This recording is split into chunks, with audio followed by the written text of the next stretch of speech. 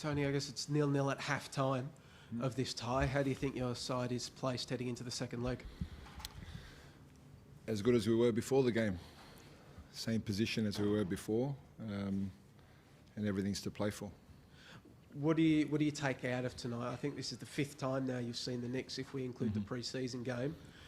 They've been cagey affairs the entire time. Do you think coming out of this one you've got a better idea how you can go to New Zealand and get the win? Well, we know it'll be a similar tough game again. It's a semi-final, so you don't expect it to be easy. You know, they defend very well. We also defended extremely well today. We limited them to very little, although you're always a little bit nervous because they have a lot of strength going forward on the break, on the counter-attack, and you know, we've got to bring that resolute defensive display once more and just add a bit more spark in the front third. Team today, obviously Zinedine in forced absence, but Jake, Daniel and Ben coming out of the 11 being replaced. What was the rationale behind that? Well, we have a squad of players, and you know, that's the squad. That's the team that we felt could build a good foundation, which they did. I thought Rowley had a wonderful game for someone that hasn't started at all, had very limited minutes, wasn't even in the squad last week. So it's a credit to him for how professional he is and how dedicated he is to his training. I thought he was excellent, and I thought Nish and Salim did a very good job for us early in the game. Chief, you, Giancarlo, sort of said before that it maybe caught them off guard, the changes. It gave you credit for the way you started, because they obviously would have expected Arzani, Brimmer, etc. to start. Was there a level of the tactically catching them off guard, or was it more how you looked during the week and that sort of thing? No, in all honesty, I didn't consider them when I thought about what they would think in terms of our selection. It was more, you know, we wanted some fresh energy. You know, it took a lot out of us the last game physically and emotionally. You know, we started with Ryan Teague and Jordi Valadon, 2 youngsters in midfield. I thought they did a very good job. Apart from probably the first 10 minutes where they need a bit of time to get in the rhythm of the game. You could see they started with a lot of adrenaline, a lot of speed, power. They've had 2 weeks off and they looked a little fresher than us early on. But I thought as the game went on, after 10, 15 minutes, we did a really good job. Just, you know, they're difficult to break down, but what is pleasing is that we never looked frustrated at any moment. Yeah, of course, you know, a few more details in and around the box in terms of decision making or being a bit more decisive, a bit more clinical. But we never looked frustrated, and hence why I think we played a really solid game. You mentioned looking for a bit more spark in attack, a lot of shots from long range, or I guess straight at Paulson as well today. Was a lot of it down to Wellington, or did you feel like it just didn't click, or a combination of the two? Well, that's their strength, isn't it? And they do it really well, and you have to acknowledge that. And that's fine. That's you've got to find a way to get through, but it's a semi-final, so it's not supposed to be easy. And we go to Wellington confident, knowing it will be tough, as expected. A wonderful crowd we're expecting. You know, we've got to get the job done there. How does the team look now heading into next week, obviously with the changes you made, and some of it was down to players still recovering from last week's 120 minutes. So, yeah, will it look like similar to that City game? We'll see. We had, 4 changes today, I think. Yeah, we'll judge the players on how they are this week in training, and it's a shorter turnaround for us with travel. So we'll assess everyone. We've got no injuries at the moment from the game, which is really positive. And yeah, we just got to, you know, just fine-tune a few details and get the job done over there. And however we have to do it, we have to be willing to go the full distance, go to extra time, go to penalties. If we have to suffer, we have to suffer. That's part of getting to a big game, to a big final.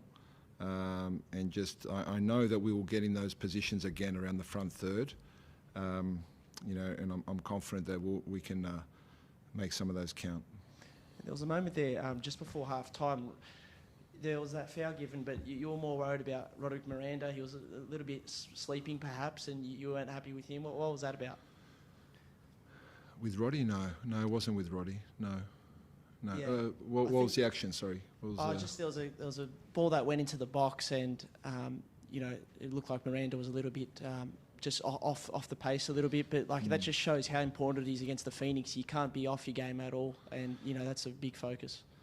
Look, I'm certain I didn't say anything to Roddy because I would remember.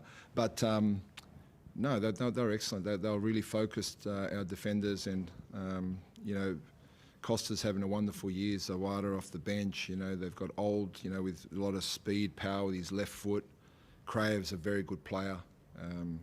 It's everything you'd expect in a finals game. So, we're not surprised by anything, and we go to Wellington confident and knowing we have to roll the sleeves up again and fight again and do all the details well to get to the final. That's the aim. That's the goal.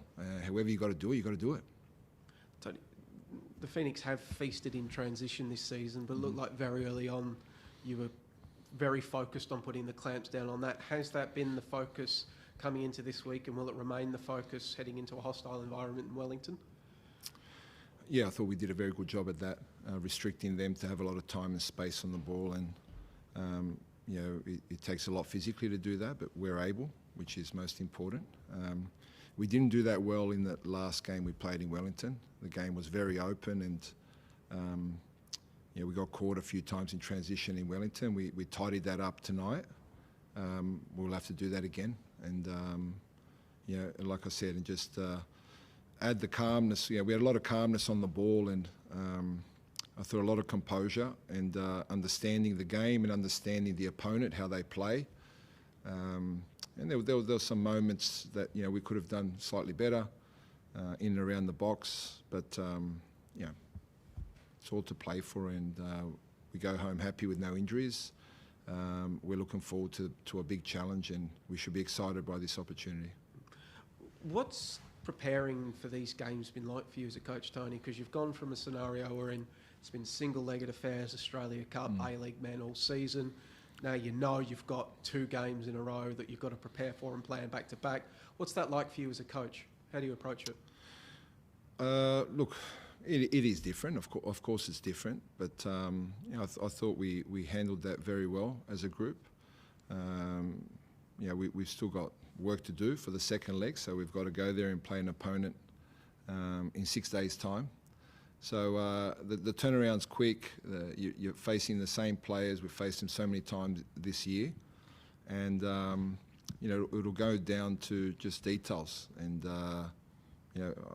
I strongly believe that we'll be ready for that challenge, and those details will fall on our side. Just Bruno coming off a few minutes before the end. Is that a preservation for next week, or just a decision? Just a choice. Just a choice. Yep. Any particular reason? Just a tactical decision. We've just been discussing it with Chiefy, and it's going to be the storyline all this week. The coming game is the biggest game in Wellington Phoenix history. They're the Cinderella story. There's inevitably going to be an antagonist in that, and your team has been cast in that role.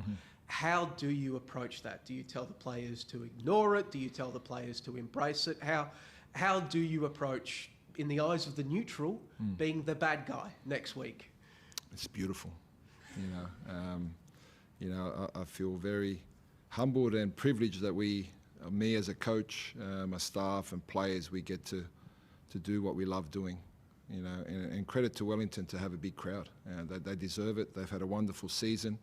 The stadium should be full to support them, and we should embrace the hostility, enjoy every moment on the park, and trust ourselves and know that we're good enough to go through.